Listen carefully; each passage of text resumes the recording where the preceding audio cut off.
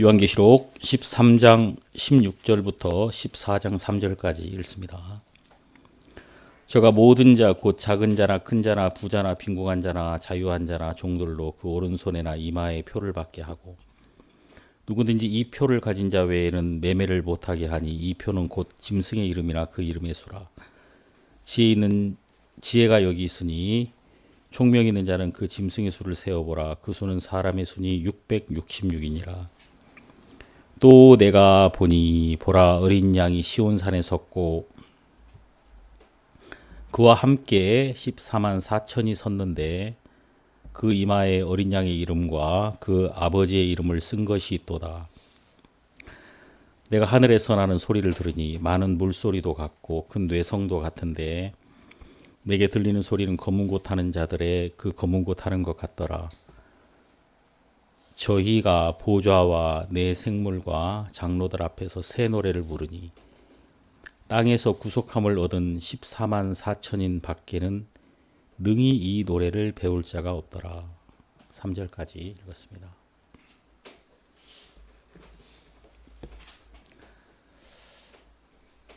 하나님께서 우리에게 주시고자 했던 것은 하나님과 함께 하는 것이거든요. 왜 하나님께서 인간을 만드셨느냐? 그것은 하나님이 우리와 함께 하시기 위하여 우리를 지으셨습니다. 하나님은 보이지 않잖아요. 그래서 하나님이 보이지 않는 하나님을 사람을 통해서 그 하나님이 나타나기를 원하셨거든요. 그래서 이제 우리가 성경에서 하나님이 우리를 통해 나타난다. 이것을 하나님의 영광이라고 말합니다. 하나님의 영광이 나타난다는 것은 그 영광이라는 말은 나타남이라는 말이거든요. 나타남. 우리 안에서 하나님이 그분을 나타내시기를 원하셨다는 겁니다. 그럼 이제 우리는 나타내려고 노력해야 되는 것이 아니라 나는 그냥 하나님을 받으면 되는 거예요. 내가 하나님이 나에게 하신 것을 받는다는 게 뭐냐면 말씀을 받는다는 거거든요. 말씀. 그러니까 말씀이 오면은 말씀이 채워지거든요. 말씀이 내 안에서 이렇게 채워지는 것을 때가 찬다고 말을 하는 겁니다. 때가 찬다. 때가 참해. 그러니까 약속의 때가 되었다. 약속이 차올라 가지고 약속이 무르익어서 때가 되었을 때 약속한 대로 이것이 나를 통해서 나타납니다. 저절로 나타나는 거죠. 하나님은 우리 인간을 창조하셔서 하나님이 우리를 통해 나타나기를 원하셨다. 우리 인간은 여섯째 날 지어졌거든요. 여섯째 날. 그리고 우리 인간이 창조되고 첫 번째 만난 날이 안식일입니다. 안식일. 그래서 우리 인간은 하나님이 지어진 모든 것들 안에서 그것을 누리고 그것을 감사하고 또 그것을 기뻐하고 하나님과 함께하는 안식일 안으로 들어갔던 것입니다. 안식일 안으로. 그래서 이제 우리의 안식은 영원했다는 거예요. 일곱째 날 쉬고 다시 월요일 날로 돌아가는 그런 일요일이 아니라 첫째 날로 다시 돌아가는 그런 일요일이 아니라 계속해서 우리는 하나님 안에서 안식을 누릴 수 있는 자가 되었다. 보통 그래서 이제 성경에서 팔은 영원을 의미하는 숫자거든요. 일곱째 날 다음에 여덟째 날이 있었을 것이고 아홉째 날도 있었을 거 아닙니까? 하나님은 이제 정말 우리 인간들에게 안식과 하나님이 지으신 모든 것을 다스리고 또 거기에 충만하게 우리가 머물러 있게 되기를 원했다는 거죠. 근데 그 안식을 잃어버립니다. 창세기 3장에서 안식이 깨지거든요. 자, 그것은 하나님 한 분을 잃어버리면서 모든 것을 잃어버린 겁니다. 하나님을 향한 불신. 내가 주인이 되려고 하고 내가 왕이 되려고 하고 하나님을 향해 반역한 겁니다. 이 반역도 인간이 스스로 반역한 것이 아니라 반역자, 그러니까 원래 마귀가 처음으로 하나님을 대적했습니다. 그래서 이 성경은 요한복음 8장 44절에 이제 마귀에 대한 이야기가 나오거든요. 한번 잠깐 보시면 요한복음 8장 44절에 보면은 거기 예수님이 직접적으로 마귀를 이야기하고 있거든요. 여기 보면은 너희는 너희 아비 마귀에게서 났으니 너희 아비의 욕심을 너희도 행하고자 하느니라. 저는 처음부터 살인한 자요. 그렇게 말씀하셨죠. 보면 너희는 너희 아비 마귀에게서 났다. 그러면서 너희 아비의 욕심을 너희도 행하고자 하느니라 그랬잖아요. 그러니까 인간이 하는 짓이 마귀가 하는 짓하고 똑같이 닮았다는 거예요. 그러니까 마귀의 생각을 인간이 그대로 받아가지고 한단 말이죠. 그러니까 이제 어떤 분이 이야기를 하더라고요. 자기가 돈이 없어졌대. 돈이. 그래가지고 내 돈을 누가 훔쳐갔을까 이런 생각을 했는데 보니까 아들이 훔쳐간 것 같더래요. 아들이. 그러면서 아들이 대체 내 돈을 훔쳐가지고 어디다 뒀을까 생각해 보니까 자기가 어렸을 때 아버지 돈을 훔쳐가지고 숨겨뒀던 곳이 있대요. 그래 거기를 딱 보니까 거기 있더라는 거지 돈이. 돈이 이제 아버지의 호주머니에서 돈을 빼가지고 자기가 했던 짓을 가만히 유추해 생각해 보니까 아들이 범죄한 곳에 가게 되더라. 그러니까 이 성경에는 너희 아비의 욕심을 너희도 행하고자 하느니라. 마귀의 욕심을 우리도 똑같이 따라간다는 거예요. 그러니까 내가 하는 짓이 마귀하고 굉장히 닮았다는 것을 우리가 알아야 한다는 거죠. 마귀하고 굉장히 닮았다. 그러면서 여기 저는 처음부터 살인한 자요 그랬거든요. 그러니까 아담을 죽인 자가 마귀란 말이에요. 마귀. 처음 살인한 자가 바로 마귀였다 그 말입니다. 이 마귀가 인간을 죽게 만든 거예요. 그러면서 이제 우리 인간은 이 마귀가 하는 방향과 똑같은 방향으로 우리 인간이 가더라는 거예요. 마귀가 무엇을 했느냐면은 하나님처럼 되려고 했단 말입니다. 이사야 14장 13절과 14절에 보니까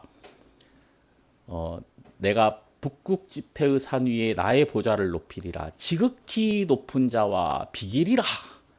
그러니까 이 마귀는 반역하는 마음, 다시 말해서 하나님처럼 되려고 했다. 왕이 되려고 했다. 자기가 주인이 되려고 했단 말입니다. 그런데 그 마음을 인간에게도 그대로 넣어서 인간이 선악을 알게 하는 나무 열매를 먹고 하나님처럼 되려고 했단 말입니다. 하나님이 거기 에덴 동산에 마귀가 있다는 것을 알았기 때문에 하나님이 선악을 알게 하는 나무 열매를 만들어서 거기에 마귀가 있다고 이야기했거든요. 하나님이 그 선악을 알게 하는 나무 열매를 만드신 것은 너는 이 지식의 나무를 먹고 네가 하나님의 위치에 있지 말아라. 네가 지혜로운 자가 되지 말아라. 이렇게 경고한 것이거든요. 왜냐하면 마귀가 하나님처럼 되려고 했기 때문에 하나님이 그 선악을 알게 하는 나무 열매를 통해서 너는 이것을 먹지 마라. 이것을 먹지 말라는 것은 네가 주인이 되지 마라. 네가 왕이 되지 마라. 이렇게 말씀을 한 거란 말이에요. 그런데 인간은 이제 마귀의 음성을 듣고 자기가 왕 노릇을 한 거죠. 내가 주인이 되면요 무슨 일이 벌어지냐면 안식이 깨집니다. 왜냐하면 주인 된 자가 책임을 져야 되거든요. 뭐든지 내가 왕이 되면은 내가 책임을 져야 된단 말이에요. 그렇기 때문에 내가 주인이 되는 순간에, 다시 말해서 하나님 한 분을 잃어버리고 참된 주인을 잃어버리는 그 순간에 나는 모든 안식을 잃어버리고 나는 이제 수고와 또 무거운 짐을 짊어질 수밖에 없게 되는 겁니다. 그러니까 여러분, 우리의 왕, 우리의 주님은 백성들을 혹독하게 다루고 큰 소리 치면서 백성들을 못 살게 굴고 또 자기만 섬기라고 하는 그런 나쁜 왕이 아니란 말이에요. 우리의 왕은 오히려 우리를 섬기는 왕이란 말입니다. 우리의 왕은 우리 밑에 와서 우리의 발을 씻기는 왕이란 말이에요. 우리의 왕은 우리에게 속한 모든 자들을 친히 돌보시는 그런 왕이란 말이에요. 우리의 왕은 우리를 위해 항상 우리의 먹을 것을 그분의 곳간 안에 항상 쌓아두시는 그런 왕이란 말이에요. 그래서 그런 하나님이심을 성경에서 많이 우리에게 드러내셨죠. 그런데 우리가 이렇게 자비롭고 친절한 왕, 참 프렌들이라고 하죠. 프렌들이. 정말 그 친절하다는 말이 프렌들이. 그러니까 친구와 같다. 하나님은 나에게 친구와 같으신 그런 하나님이셨단 말입니다. 감히 왕에게 누가 다가섭니까? 다가설 수 없죠. 원래 여러분, 왕들은 백성들을 혹독하게 다뤄야 됩니다. 이 어떤 왕의 철학, 그런 책들을 읽어보면은 백성들은 잘해줘서는 안 된다. 혹독하게 해야 된다. 그래서 주인이 얼마나 무섭다는 것을 알게 해줘야 된다. 실제로 여러분, 그 왕의 책에 그러한 내용들이 써 있단 말이에요. 이 백성들은 잘해주면 자꾸 기어 오르락한다. 근데 실제로 나라를 잘 통치했던 사람들은 대부분 그 카리스마가 있어가지고 무섭게 했단 말이에요. 그리고 착하고 선한 왕은 다 망했어요. 예? 다 망했단 말이에요. 무능한 걸로 통하는 거예요. 그게 다. 그런데 우리가 이 성경에서 나오는 이 왕은 우리에게 친절하게 해도 돼요. 왜냐하면 그분이 능력이 있으니까. 우리에게 있는 이 하나님이신 이 왕은 우리에게 자비를 베풀고 우리를 친구처럼 대할 수 있는 이유는 그분이 우리의 도움을 필요로 하지 않기 때문이란 말이에요. 자, 하나님이 우리 인간이 자식을 낳을 때 인간만 그 아이가 미수가, 그러니까 아무것도 할 수 없는 상태로 태어납니다. 여러분, 짐승 새끼들은 태어나자마자 다 뭔가 움직이고 막 돌아다녀요. 그렇죠? 짐승 돼지 새끼들 봐요. 나오자마자 막 돌아다녀요. 예? 근데 사람은 태어나면은 아무것도 할 수 없습니다. 사람만 그렇습니다. 사람은 딱 태어나가지고 내버려 두면 죽어버립니다. 사람은 무조건 그를 낳은 자가 그를 돌봐야 되는 거예요. 돌봐야 되고 젖도 먹여야 되고 또 아이를 지켜줘야 된단 말입니다. 내버려 두면 죽어버려요, 인간은. 그래서 인간이 태어날 때 인간만 아무것도 할 수 없는 위치에 인간이 있고 보호를 받는 존재로 인간은 태어난 겁니다. 그래서 인간이 아무것도 할 수 없는 자의 자리에 있었기 때문에, 가장 약한 자의 자리에 있었기 때문에 인간은 위대한 거예요. 왜냐하면 인간은 아주 처음부터 은혜를 입는 법을 배운단 말입니다. 도움을 입는 법을 인간은 배운단 말이에요. 그래서 이제 아이들이 엄마와 눈을 마주친다고 하더라고요. 그 눈을 한 45일째인가 한 2달쯤 지나면 아이가 엄마와 눈을 이렇게 맞춘답니다. 그러면서 이제 눈을 맞추면서 뭘 하죠? 엄마와 대화를 하기 시작하는 거예요, 이 아이가. 그래서 이 눈맞춤을 통해서 엄마를 알고 엄마를 바라보고 엄마에게 도움을 요구하고 또 엄마의 은혜와 또 엄마의 도움을 간절히 구하는 거예요. 그것을 먼저 배우는 거예요. 인간이. 자, 그런 것처럼 하나님은 그 태어난 아이를 통해서 하나님 앞에서 우리 인간이 어떻게 살아야 되는가를 다 보여주신 거예요, 사실. 우리가 아무것도 할 수 없는 자리가 하나님의 은혜를 입는 자리고, 우리 인간이 첫 번째 배워야 되는 것이 바로 하나님과 눈맞춤, 그 하나님의 마음을 알고 하나님을 바라보는 것, 이것이 우리 인간이 첫 번째 해야 되는 일이란 말이에요. 그래서 이 성경에 보면 내가 산을 향하여 눈을 돌리라. 내가 산을 향하여 눈을 들리라. 나의 도움이 어디서 올꼬. 천지 지으신 여호와 나의 왕이여 영원 무궁히 지키시리로다. 이 말씀이 시편 121편이죠. 근데 이게 그 이스라엘이 그 6.1 전쟁 때 그 중동과 싸울 때 그 국방장관이 모든 군인들에게 그 전달해 준 말씀이었다고 하더라고요. 시편 121편. 내가 산을 향하여 눈을 돌리라.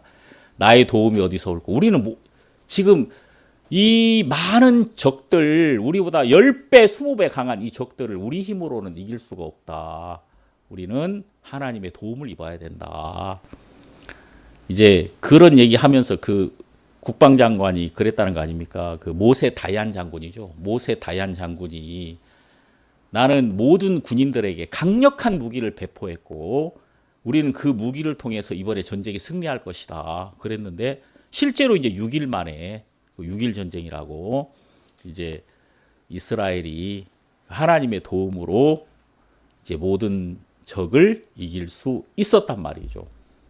실제로 우리는 이렇게 하나님 안에서 안식하는 것이 우리의 일이었다 그 말이에요. 그래서 신앙은 사실 내가 약한 자가 되어서 하나님의 은혜를 입는 겁니다. 내가 할 수 없는 자가 되어서 하나님의 은혜를 입는 거예요. 그때 우리는 가장 강한 자가 되는 거예요. 그래서 성경에 바울이 내가 약할 그때가 가장 강하다 이렇게 말을 했던 거예요.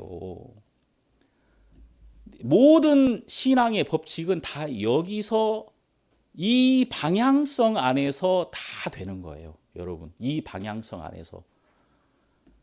인간은 그런데 자기가 강해지려고 했습니다. 내가 하나님이 되려고 하고 내가 주인이 되려고 하고 내가 다른 사람을 이기려고 하고 내가 다른 사람을 정복하려고 하고 그런 쪽으로 하나님을 떠난 인간이 가기 시작했다는 거예요.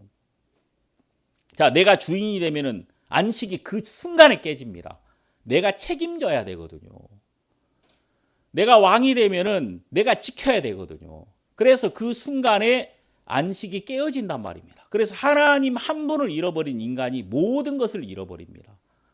자, 솔로몬 왕은 그가 모든 걸 얻었어요. 하나님으로 말미암아. 왜냐하면 그는 성전을 세워야 됐기 때문에 그 하나님을 세우는 단 한 가지 일이 그에게 맡겨진 일이었습니다.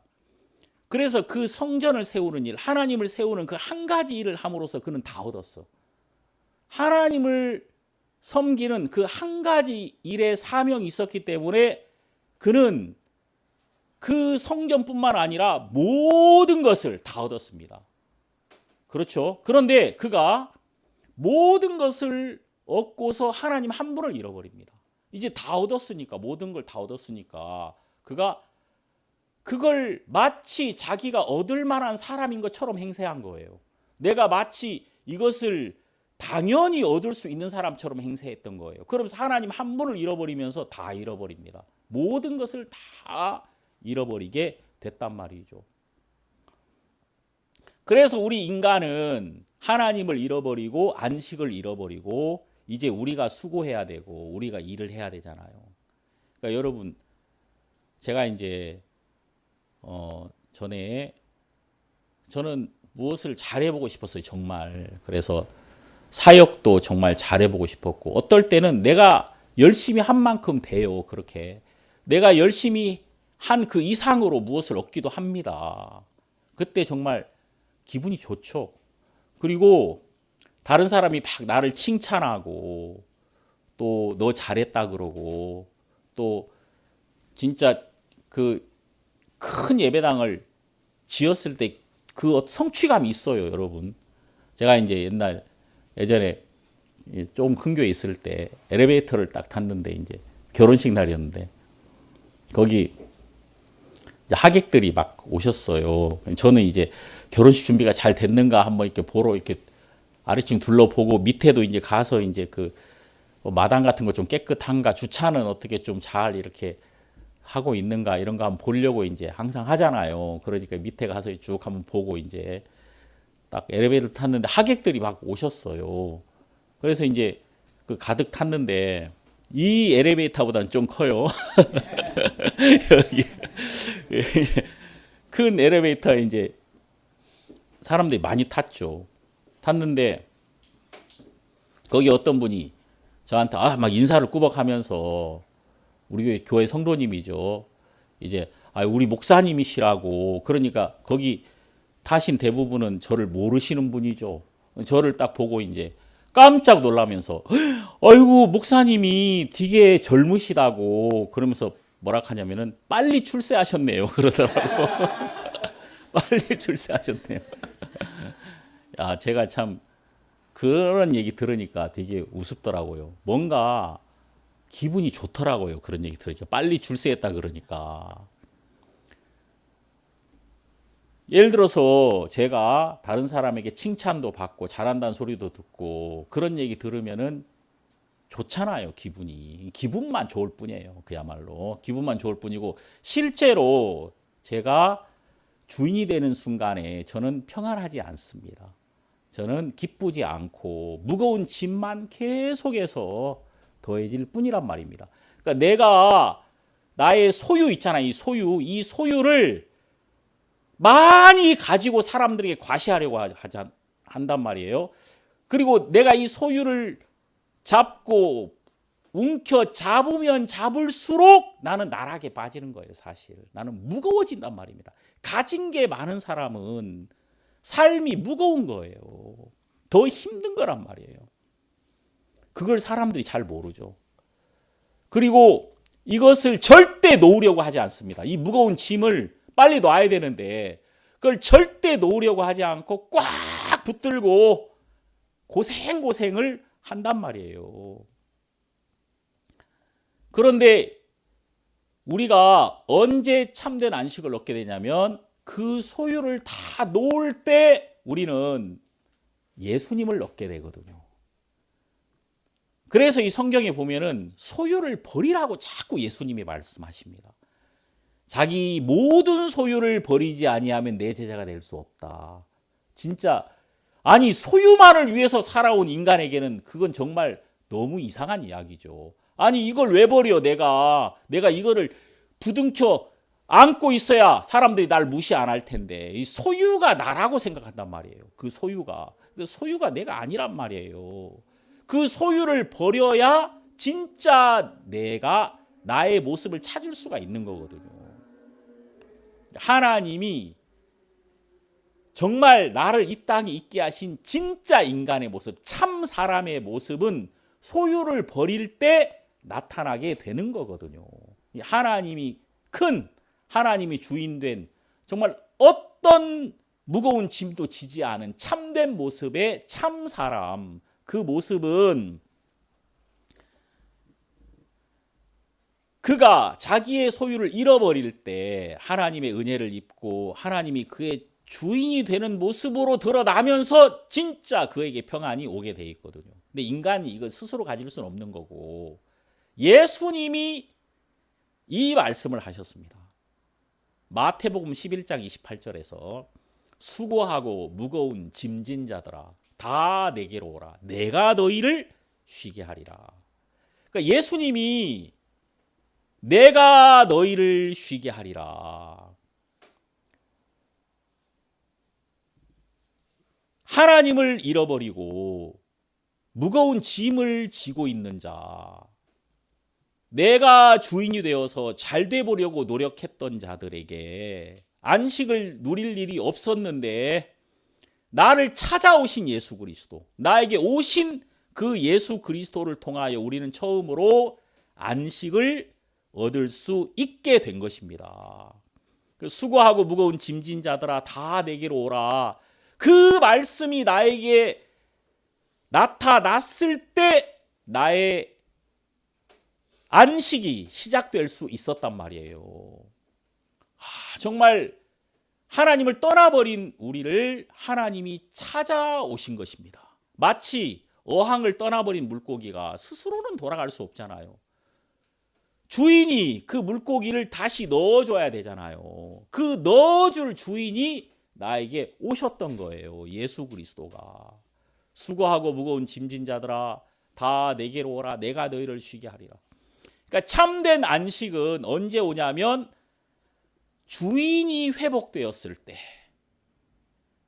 우리가 처음 하나님이 우리를 지으셨던 그 자리, 내가 주인이 아니고 하나님이 주인 된 자리, 내가 온전히 보호를 받아야 되는 자리, 은혜를 입는 자리, 그 자리에 가게 되면은 주인이 찾아오셔서 모든 것을 완전하게 회복시켜 주신다는 겁니다. 그래서 우리가 이 성경을 보면은 우리는 양의 위치에 있어야 돼요. 우리가 목자의 위치에 있으면 안 된단 말이에요. 내가 양이라는 걸 알아야 돼. 그래서 뭐 이 세상에서 가장 아름다운 시는 시편 23편이라고 하더라고요. 여호와는 나의 목자시니 내가 부족함이 없으리로다. 야, 나는 부족함이 없어. 이렇게 누가 말할 수 있겠습니까? 여러분들이 항상 돈이 부족하죠. 항상 돈이 부족하잖아요. 여호와는 나의 목자시니 내가 부족함이 없으리로다. 이런 말을 하기가 어렵단 말이에요. 우리는 여호와가 나의 목자심을 알아야 한단 말이에요. 언제 이것을 발견하냐면 내가 양이라는 것을 알아야 돼요. 양. 정말 나는 스스로 두려움에서 벗어날 수 없는, 반드시 목자 안에 있어야 하는 그런 어린 양이라는 것을 우리가 알아야 한단 말입니다. 근데 양인데 목자 노릇을 하고 있었단 말이에요. 오랫동안. 양인데 목자 노릇을 하고 있었으니까 내가 안식이 없었던 거예요. 내가 양이라는 사실을 알고 목자 안에 들어갈 때 나는 참 안식을 누릴 수 있다는 겁니다. 제가 작년에 너무 감사했어요. 왜냐하면 우리는 아무것도 없는 자리에 있는데 모든 것을 가진 자가 되었더라고요. 내가 아무것도 없는 자리에, 저는 일요일 날 말씀을 전하는데 이제 이 줌을 통해서 제가 이걸 하다 보니까 이 일요일 날 낮에는 성도님들이 좀 많이 들어오시잖아요, 이 줌에. 그러니까 화질이 안 좋아지는 거예요. 기술이 제가 별로 없어요, 기술력이. 아마 이걸 어떻게 극복하는 방법이 있어요. 근데 그걸 막 극복하려면 또 공부를 해야 되거든요. 제가 막 유튜브를 막 보면서. 근데 그 공부하는 게 너무 귀찮아. 무슨 마음이 드냐면 언젠가 하나님이 때가 참해, 이걸 잘 아는 사람이 오겠지? 그러면 그분이 이걸 해결해 줄 때까지 나는 좀 화질 안 좋은 상태로 그냥 지내자. 그런 마음이 있어요. 근데 또 어떤 분이 목사님 거기다 자막도 좀 넣어주세요 막 그러더라고. 자막 밑에다가 막. 물론 제가 공부하면 돼요 그거. 근데 지금은 자막 넣을 때가 아니라는 마음이 들어요. 때가 참해. 그것도 댓글하는 마음이 들어요. 그래가지고 그냥 안 하고 있어요. 근데 화질이 좋은 방법을 제가 알았어요. 왜냐면은 제가 혼자 이렇게 이 성경 공부 말씀을 녹화한 적이 있거든요. 혼자 했더니 화질이 좋은 거예요. 여러 명이 막 들어왔을 때 하면 화질이 떨어져. 그래가지고 제가 일요일 날 말씀을 제가 유튜브에 올릴 내용은 미리 제가 전합니다. 여러분들이 유튜브에서 보는 내용은 이렇게 보면 화질이 좀 나쁘다. 그거는 예배 때 한 말씀이에요. 근데 이 화질이 너무 좋네? 이거는 제가 혼자 한 거예요. 혼자. 제가 아침에 7시에 교회 와가지고 8시서부터 9시까지 혼자 제가 말씀을 전합니다. 일요일날 전할 말씀을. 거의 85%에서 90%는 거의 똑같아요. 이제 실제로 했던 거하고. 근데 제가 혼자 한단 말이에요. 어떤 분 저한테 물어보더라고요. 아무도 없는 예배당에서 혼자 하면은 그 조금 기분이 안 나지 않습니까? 근데 저는 더 좋아요. 솔직히. 저는 아무도 없는 곳에서 저 혼자 해야지 깔끔하게 말씀만 제대로 할 수 있어요. 그래서 왜냐면 사람이 있잖아요. 그러면 영향을 받는단 말이에요. 제가 눈치 본다는 말은 어떤 사람의 영향을 받게 된단 말이에요. 그러니까 이제 저 사람이 좀 잘 듣게 하려고 내가 자꾸 재밌는 얘기를 하려는 마음이 있어요. 나도 모르게. 예? 그러니까 이제 제가 자꾸 예화를 들게 되는 거예요. 근데 이제 사람이 없잖아요. 사람이 없으면은 제가 말씀만 제대로 하게 되는 거예요. 말씀만. 그래서 사람이 없는 자리가 더 좋아요. 제가 말씀을 전하기에는. 그래서 아무도 없는 예배당에서 제가 말씀을 전하고 결국은 이 말씀을 적어도 몇백 명은 들을 거니까 이제 그분들에게는 아무도 없는 자리에서 제가 하나님의 말씀만 전하는 것이 이분들에게는 훨씬 더 유익한 것이 된다는 것을 제가 몇 달이 지나서 알게 됐어요. 몇 달이 지나서. 처음 할 때는 잘 몰랐는데.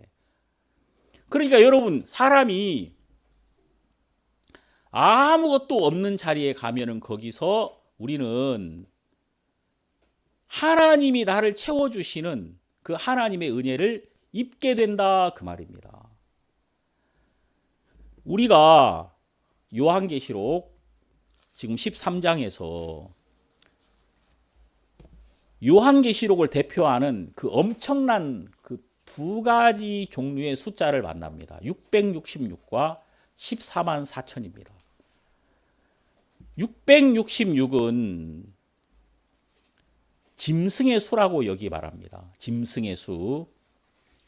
이 짐승 비스트라고 하죠. 비스트. 짐승의 수 666. 실제로 짐승을 히브리어로 써놓고 숫자를 계산해 보면 666입니다.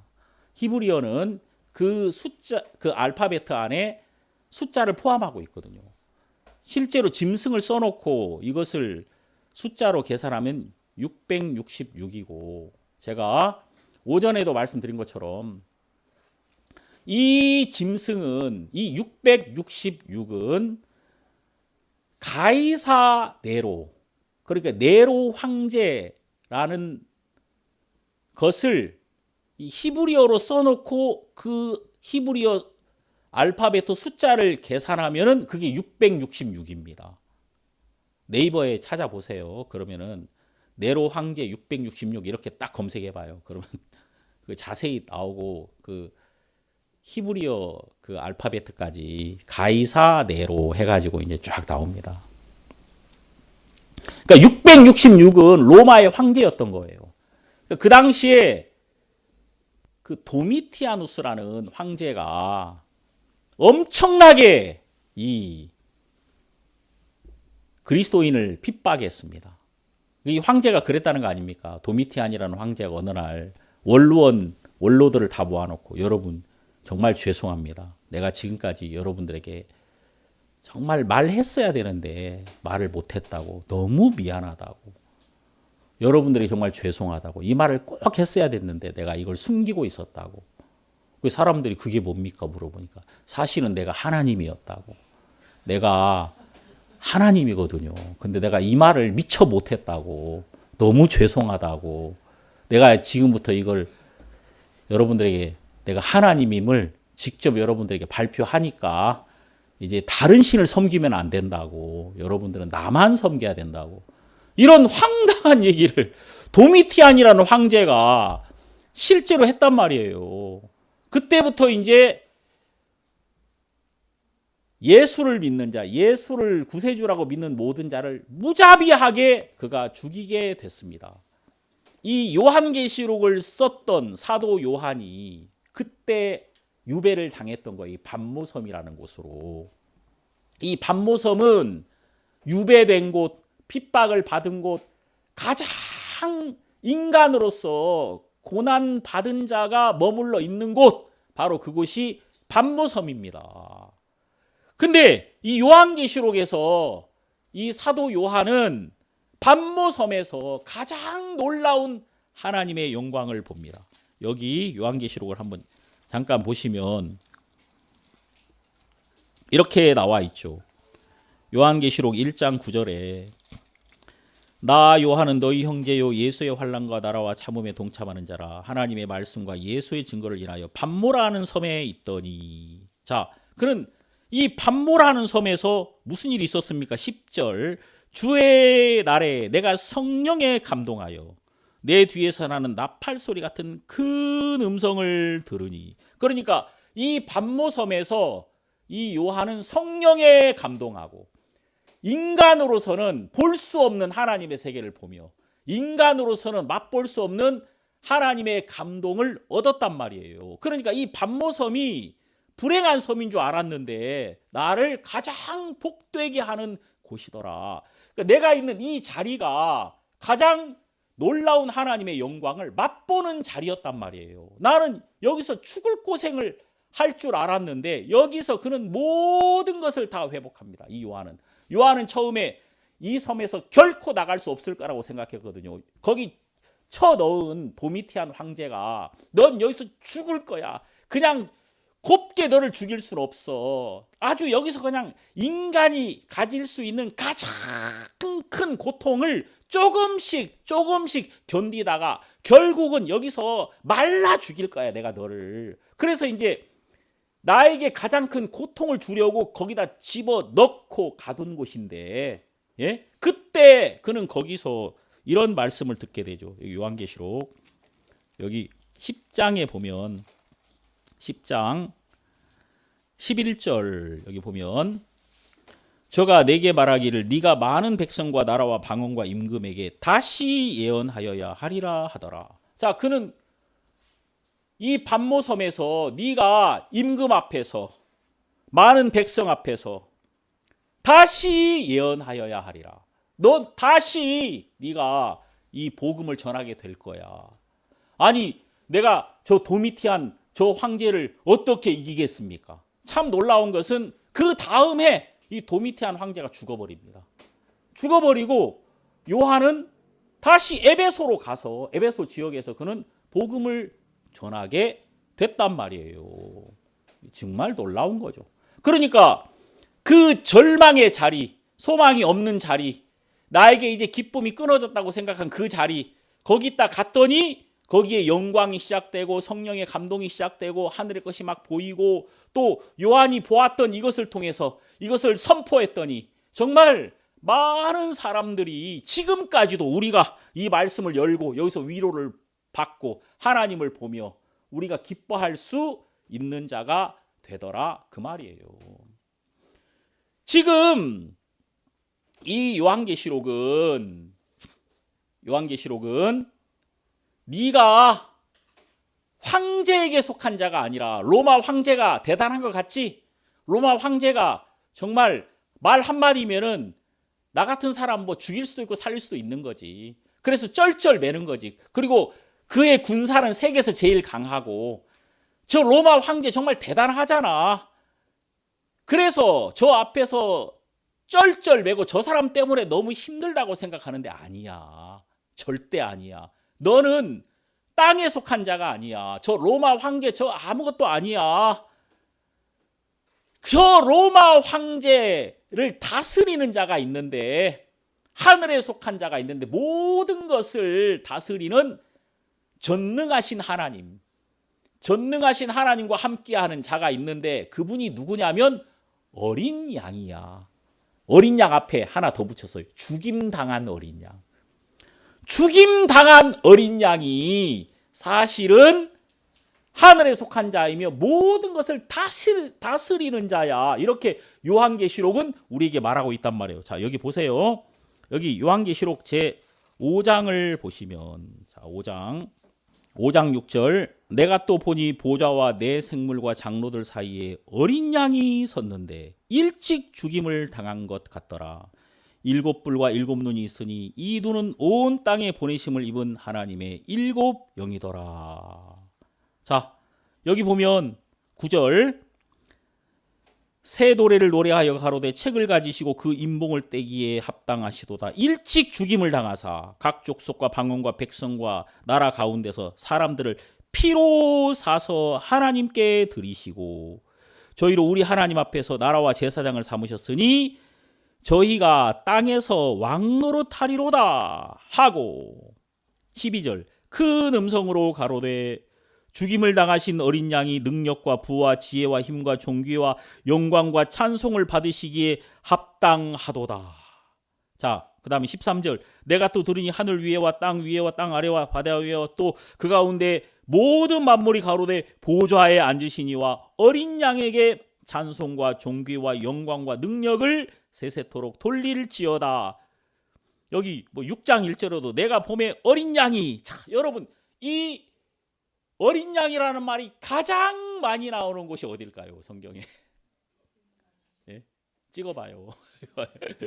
요한계시록, 어린 양이라는 말이 가장 많이 나오는 곳이 바로 요한계시록이고, 요한계시록의 주인공은 어린 양이라 그 말입니다. 어린 양. 어린 양이 보좌의 한가운데 계신 거예요. 그것도 죽임 당한 어린 양이. 어린 양 하면 우리가 딱 생각되는 게 뭐예요? 약하다. 그 죽임 당했잖아. 사람들이 그냥 끌고 가면 끌려가야 되고, 발로 차면 발로 차임을 받아야 하고, 침 뱉으면 침 뱉음을 받아야 하고, 멸시하면 멸시를 당해야 되고, 그런 존재가 어린 양이란 말이에요. 예? 그러니까 지금 이 당시에 로마에 있던 많은 그리스도인들은, 하나님, 당신은 언제 오시렵니까? 쿰바야라는 노래, 제가 지난번에 한번 말씀드렸죠. 쿰바야. 그 슬픔 가운데 있는 사람이, 아프리카 사람들이 쿰바야라는 노래를 많이 불렀습니다. 그게 언제까지이십니까? 그런 의미거든요. Come by here. Come by here. 주여 여기 오소서. 주여 이 자리에 언제 오시렵니까? 언제 오셔서 나를 건져주시렵니까? 이런 어떤 애통하는 마음이 성도들에게 있었단 말이에요. 실제로.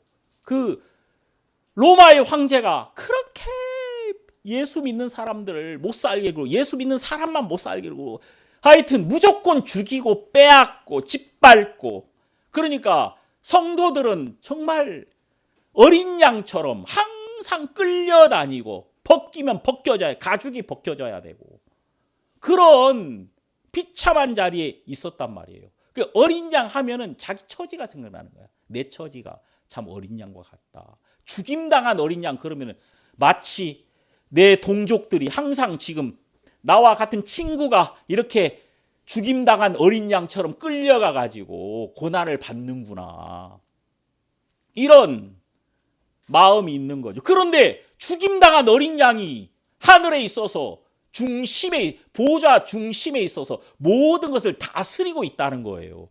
그러니까 죽임당한 어린 양이 영광을 받으시고 하늘의 중심에 계시다는 이 한 가지 사실만으로 그들은 위로를 받는 겁니다. 예. 야, 그렇구나. 그러면 우리 앞서 가신 자 예수 그리스도가, 그분이 모든 사람에게 버려져서 가장 비참한 죽임을 당한 곳이 십자가인데 그 십자가가 사실은 가장 영광스러운 자리였구나라는 사실을 사람들이 발견하게 되더라 그 말입니다. 예수 그리스도는 어린 양으로 우리에게 오셔서 버려진 자, 아무 힘이 없는 자에게 소망이 되시고 우리를 얻으시려고, 우리를 대속하시려고 우리의 자리, 어린 양의 그 자리에 오신 분이 바로 예수 그리스도시라 그 말입니다. 그 필립 켈러라는 사람이 쓴 양과 목자라는 책이 있어요. 정말 그 영어권에서 많은 분들이 베스트셀러였다고 하더라고요. 책이 얇아요. 제가 한번 읽어봤거든요.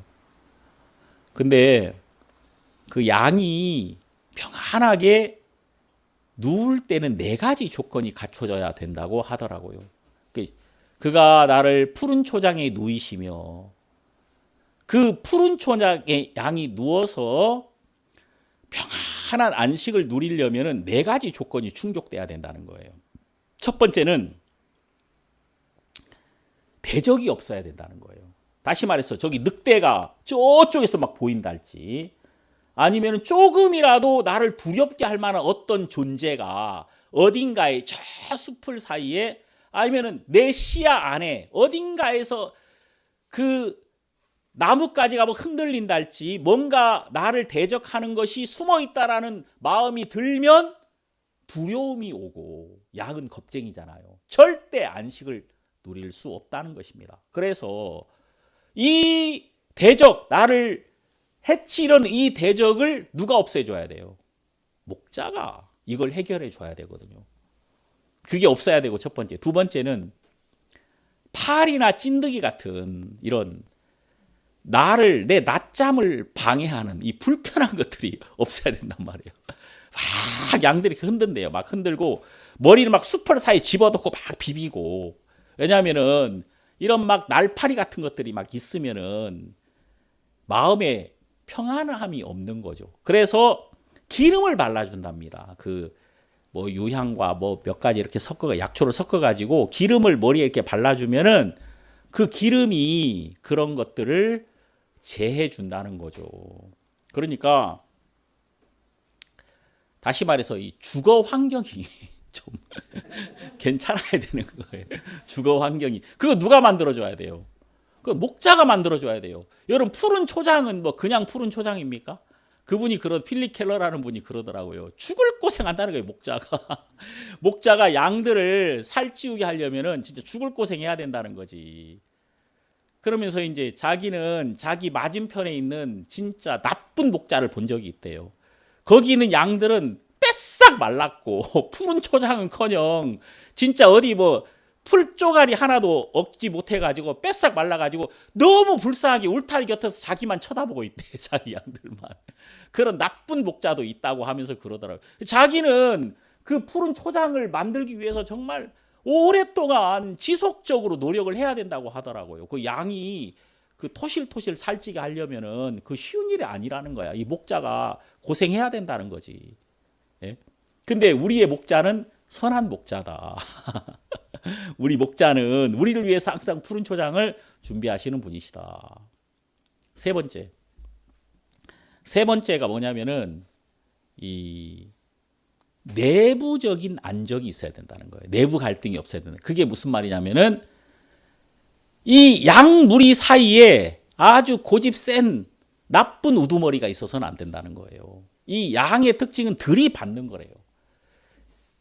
그 짐승들은 다 자기 서열이 있잖아요. 서열. 예? 서열. 근데 그 서열이 힘이 센 자가 서열을 이제 가장 위에 차지하는데, 닭은 있잖아요. 닭은 잘 쪼우는 애가 1위가 된답니다.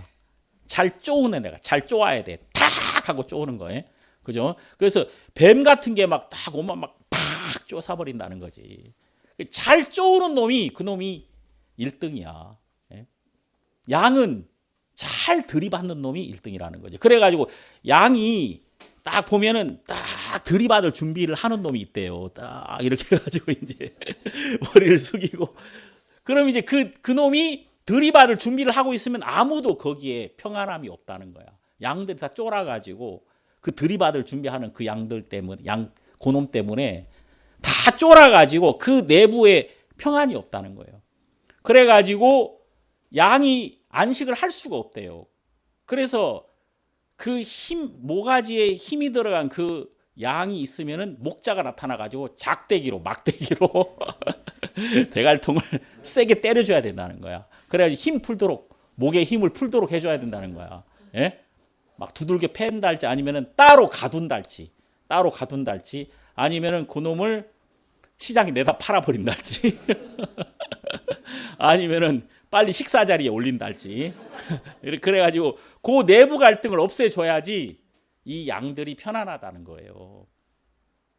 참, 그러면서 거기 아주 내 마음에 되게 의미심장한 얘기가 하나 있더라고요. 그게 뭐냐면 양들을 평안하게 하는 그 양은 가장 약한 양이라는 거예요. 그 양 중에 가장 약한 양은 모두에게 안심을 준다는 거죠. 예? 그런 의미가 있어요, 거기에.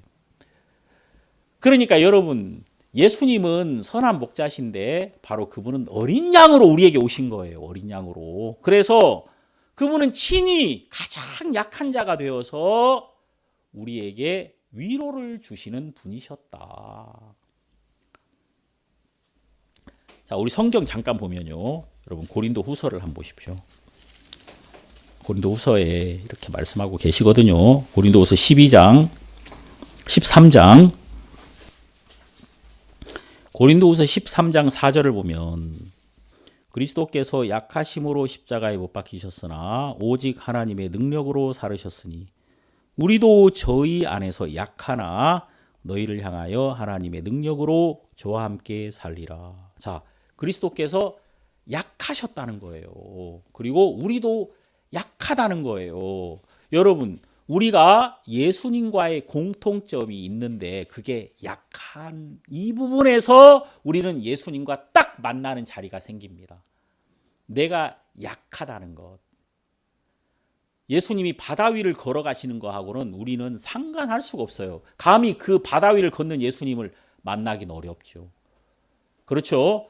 죽은 사람을 살리는 그런 예수님은 우리는 감히 만날 수가 없습니다. 그러나 예수님이 가장 약하신 자리, 끌려가신 그 자리, 예? 예수님이 버려진 그 자리, 예수님이 십자가에 못 박히신 그 자리, 다시 말해서 예수님이 가장 약해진 그 자리는 바로 우리와 겹쳐지는 자리가 되더라, 그 말이에요.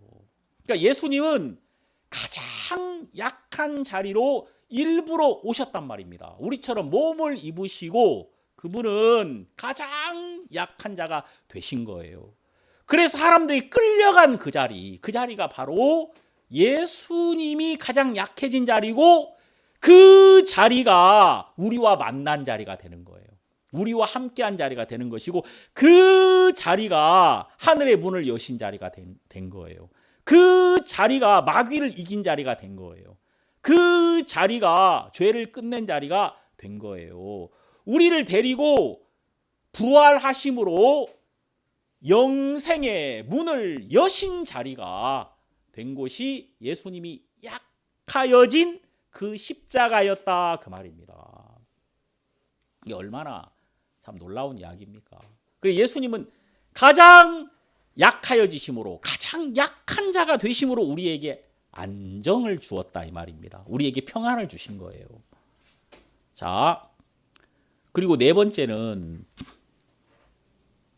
양이 평안하게 누울 조건, 네 번째는 배부를 때, 배부를 때, 잘 먹고 배부를 때 우리는 평안한 쉼을 누릴 수 있는 겁니다. 그럼 그 넉넉한 양식은 누가 주는 겁니까? 그것도 목자가 주는 것이다, 그 말이에요. 그러니까 양이 푸른 초장에서 평안한 쉼을 누릴 수 있는 모든 조건은 목자가 다 제공해 주는 거예요. 양이 무엇인가를 할 수 있는 것이 아무것도 없다는 것입니다. 자, 그런데 예수 그리스도는 정말 그 아무것도 할 수 없는 그 자리, 그 어린 양의 자리로 그분이 친히 우리에게 내려오심으로써 그분이 흘리신 보배로운 피로 버려진 어린 양과 같은 우리를 대속하셨다. 우리를 온전히 그분이 얻으셨단 말입니다. 성경에 이렇게 나오죠. 건축자의 버린 돌이 모퉁이의 머릿돌이 되었다. 건축자들이 버린 돌이 모퉁이의 머릿돌이 되었다. 예수 그리스도는 버림을 당하심으로써 버려진 우리의 중심이 되었고 우리를 얻으심으로 하나님의 집을 지으신 분이 되셨다. 그 말입니다. 예수님이 버려지셨기 때문에 우리는 예수와 연합할 수 있게 된 거예요. 예수와 하나가 될 수 있었던 거예요. 그래서 그 자리에서 하나님이 우리에게 거할 수 있는 놀라운 처소로 지어져 가게 되었다는 것입니다. 그래서 여러분 여기 요한계시록 14장에는 14만 4천이 나오는데 이 14만 4천은 12 곱하기 12 곱하기 1000입니다. 첫 번째 나오는 12는 구약성경에 나오는 이스라엘의 12지파고 두 번째 나오는 12는 예수 그리스도 이방인들에게 복음을 전하기 위하여 하나님이 세우신 12제자들을 말하고 있고 이 천은 많은 무리를 의미하고 있습니다. 그러니까 12 곱하기 12 곱하기 1000 이것은 바로 어린 양의 피로 그 옷을 씻어서 하나님께 속한 어린 양에게 속한 자들을 말하고 있다고 이 성경이 말씀하고 있는 겁니다. 그러니까 지금 여기 요한계시록에는 666 다시 말해서 로마 황제에게 속한 자, 그 표를 받은 자, 그에게 사랑을 받고 그에게 무엇인가를 얻으려고 생명을 얻으려고 그의 표를 받은 자가 있는데 그것은 얼마나 어리석은 자들이냐. 근데 놀라운 것은 로마 황제가 이 땅을 다스릴 때도 역시 모든 것을 다스리는 분, 하늘에서 다스리는 분이 계셨는데 바로 그분은 어린 양이셨다. 죽임당한 어린 양이 실제로 참된 왕이셨고 참된 다스리는 자로서 우리를 다스리고 계셨던 것이다. 그래서 알고 봤더니 우리는 그에게 속한 그의 양이더라 그 말입니다. 그래서 여러분 여기 뭐라고 나옵니까? 14만 4천 요한계시록 14장 1절 또 내가 보니 보라 어린 양이 시온산에 섰고 그와 함께 14만 4천이 섰는데 참 놀랍죠. 여기 보면 어린 양만 선 게 아니라 그와 함께 14만 4천이 함께 섰다 그 말입니다. 그 이마에 어린 양의 이름과 그 아버지의 이름을 쓴 것이 있도다. 자, 그 이마에 어린 양의 이름이 써 있더라. 그 말은 무슨 말이에요? 어린 양의 피로 속량함을 입은 어린 양의 소유가 된 어린 양의 백성이 어린 양과 함께 다스리는 자의 위치에 있더라 그 말이에요. 그래서 여러분 그가 우리를 나라와 제사장을 삼으셨다는 말이 요한계시록에 강조되어 있죠. 여기 나라와 제사장 이걸 영어 성경에 보면은 이 나라를 킹스 왕들 이렇게 나옵니다. 왕들 그러니까 왕들과 제사장을 삼으셨다. 이제 예수 그리스도에게 속한 자가 될 때 우리는 예수님이 가지신 그 아들의 권세를 똑같이 가지고 죽임당한 어린 양이 모든 것을 다스릴 때 우리도 함께 다스리는 자가 되더라. 언제? 여러분 언제? 지금이란 말입니다. 지금. 참 이게 놀라운 거예요. 요한계시록이 지금 강조하고 있는 것은 지금이란 말이에요. 지금. 이제도 계시고 전에도 계시고 장차 오실 자. 요한계시록에만 1장에만 이제도를 가장 앞으로 빼서 강조하고 있습니다. 보통 전에, 과거, 현재, 미래 이렇게 말하는데 현재에도, 과거에도, 미래에도 이렇게 말했단 말이에요. 그러니까 지금 우리는 예수 그리스도가 우리의 왕으로서 우리를 다스리고 있는 것을 보고 있단 말입니다. 그리고 내가 그에게 속한 자라는 것을 알게 되면 그 즉시로 나는 이 로마 황제의 영향권 안에서 완전히 벗어나게 되는 거예요. 즉시로 말입니다. 내가 지금까지 참으로 나를 다스리는 어린 양을 보지 못했기 때문에 나는 이 로마 황제의 영향을 받았는데, 알고 봤더니 어린 양이 보좌 한 중심에서 우리를 다스리고 계시더라. 그리고 그 어린 양을 보는 순간에 나는 그에게 속한 자로서 내 이마에 어린 양의 이름이 기록되었고, 그의 십자가의 피로 나는 그분의 핏값이 지불한 그날 나는 그의 양이 되어서 하늘에 속한 자가 되어서 이제는 어린 양이 목자가 되어서 나를 이끌고 있는, 내가 그분이 나를 위해 준비하신 푸른 초장 안에서 안식하며 쉼을 누리고 있는 나를 발견하게 되더라는 거예요. 이게 요한계시록이거든요.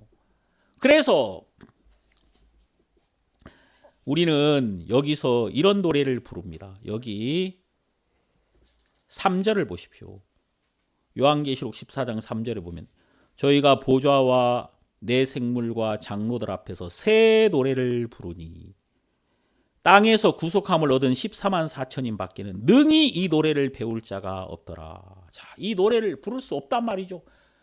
새 노래, 우리 찬송가에 새 노래로 나 주를 찬양하리, 주 안에서 나 자유 얻었네.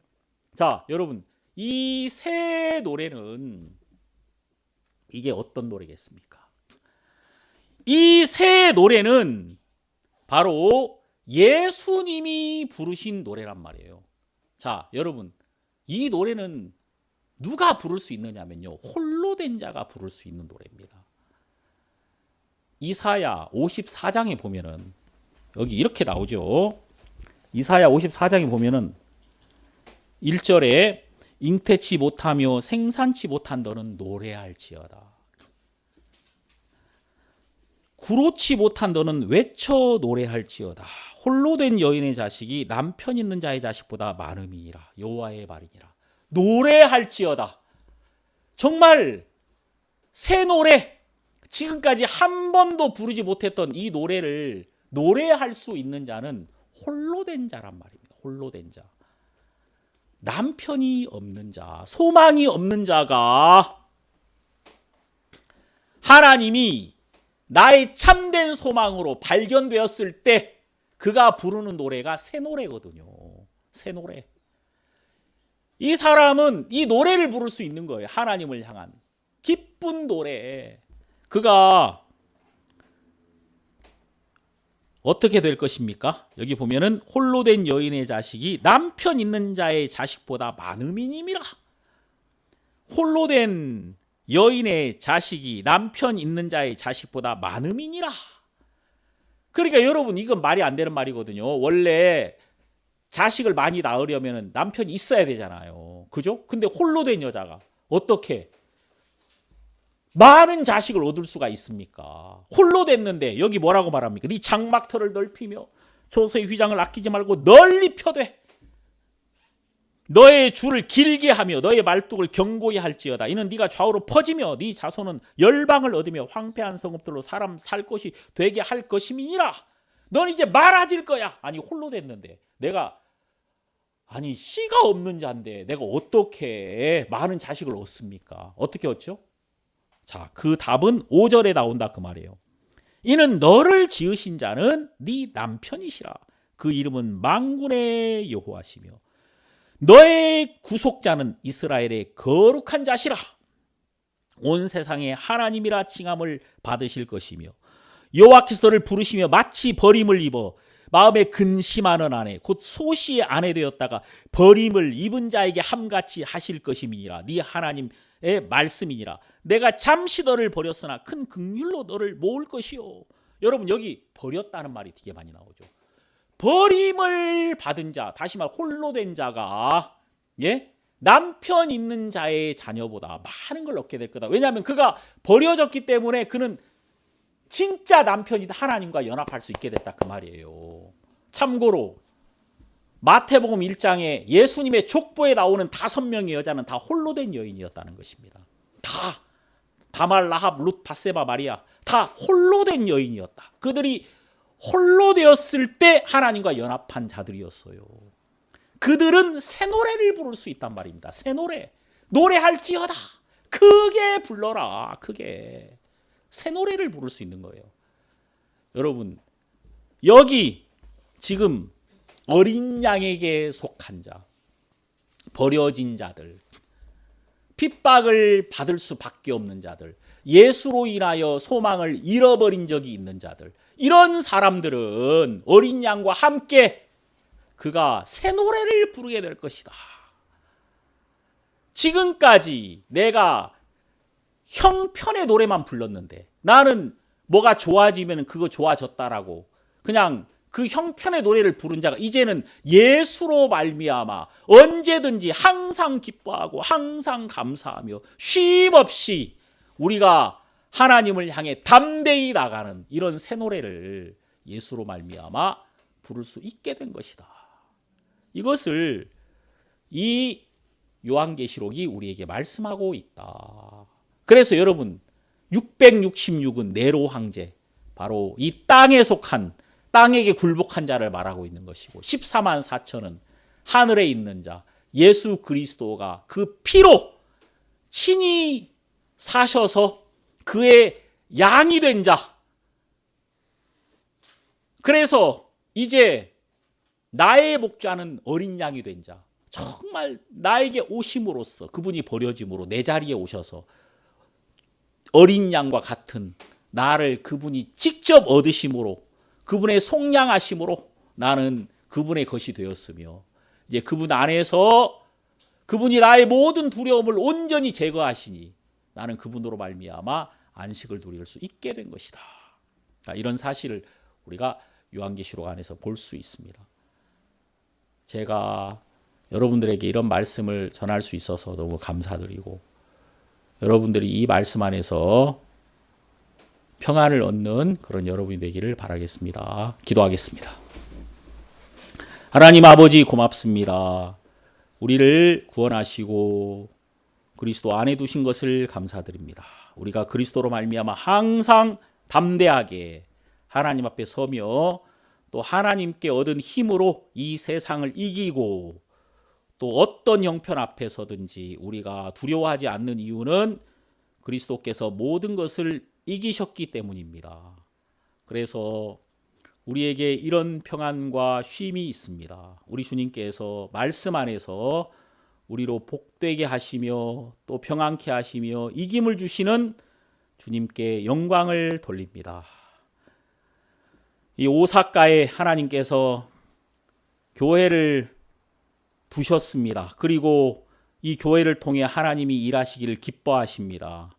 우리가 계속해서 이 말씀을 전하는 동안에 하나님께서 이곳에 우리 주님이 나타나셔서 영광을 받으시고 복음의 씨가 일본 전역에 퍼져서 두려움 속에 있는 많은 분들이 이 진리로 말미암아 위로와 힘을 얻을 수 있게 하실 소망을 가집니다.